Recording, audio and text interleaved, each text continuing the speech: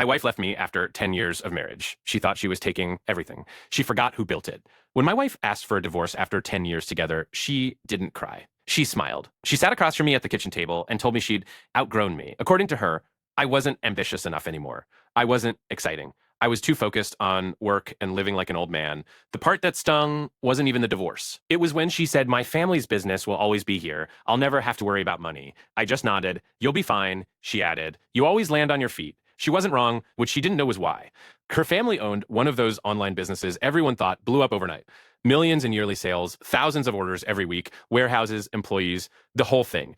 To everyone else, her dad was the genius behind it. Behind the scenes, I built the website. I negotiated every supplier contract. I automated shipping.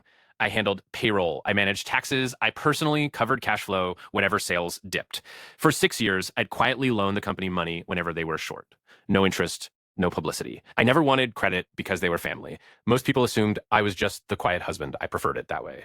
So when the divorce was finalized, I didn't argue. I transferred my ownership shares exactly like the lawyers agreed. I resigned from my position, canceled every personal guarantee attached to the business, stopped funding inventory, and walked away.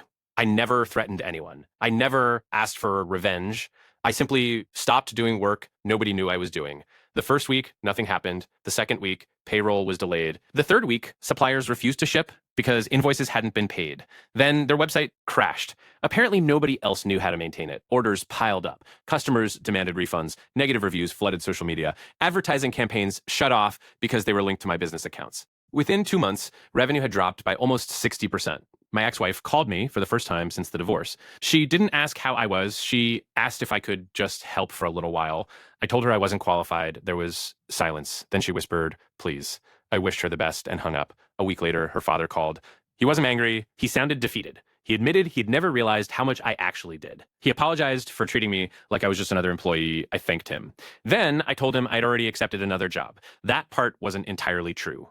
I hadn't taken another job. I'd started my own company. Funny enough, several of their biggest suppliers and business partners reached out after hearing I'd left. They wanted to work with me instead. Turns out, relationships matter. Within a year, my company was doing better than I'd ever imagined. One afternoon, I ran into my ex-wife at a coffee shop. She looked exhausted. She asked if I was seeing anyone.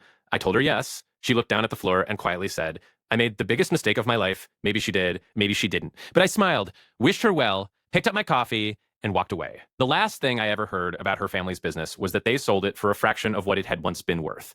People still think they lost everything because of bad luck. Only 4 people know the truth. Sometimes the most important person in the room is the one nobody notices until they're gone.